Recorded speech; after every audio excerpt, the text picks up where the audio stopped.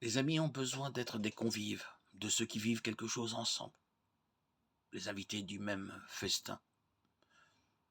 L'amitié repose sur trois choses, disons-nous, depuis Aristote. Ces trois choses sont la bienveillance mutuelle, la réciprocité et le partage de réalités en commun. C'est le bien commun ou la koinonia des Grecs, alliage de concorde et de communion. L'amitié ne peut pas être entièrement virtuelle ou distante, ni reposer sur une affection que rien n'alimente. Il en est ainsi entre chrétiens, une communauté universelle se forme.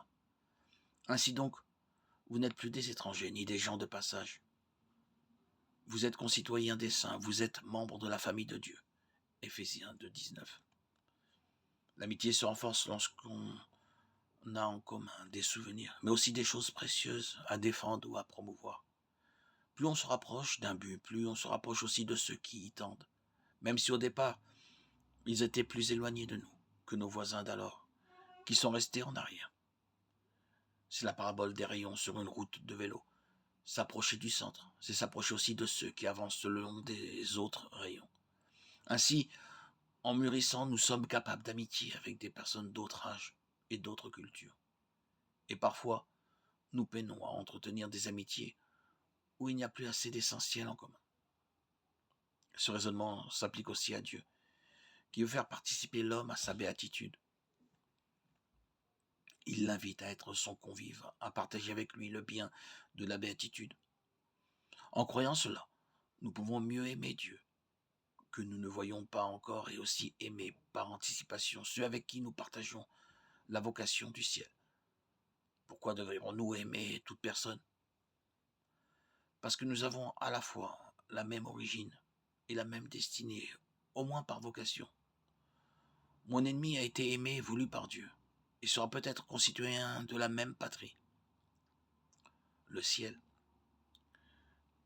C'est à méditer quand un inconnu nous exaspère. Jésus nous invite au festin de ses noces et nous fait ses amis. Je ne vous appelle plus serviteur, car le serviteur ne sait pas ce que fait son maître. Je vous appelle mes amis, car tout ce que j'ai entendu de mon Père, je vous l'ai fait connaître. Jean 15,15. Dans le mystère de son incarnation, Jésus assume tout ce qui fait la vie d'un homme, à l'exception du péché, y compris par conséquent les amitiés.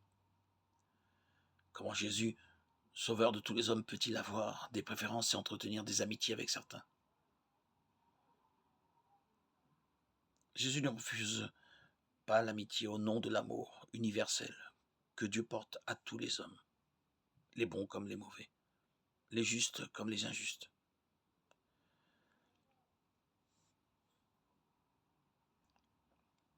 Jésus confie à Jean le Baptiste les secrets de son cœur, car il trouve en lui une âme qui écoute et qui scrute les mystères. L'histoire de la sainteté à travers les siècles est traversée de tant d'amitiés spirituelles.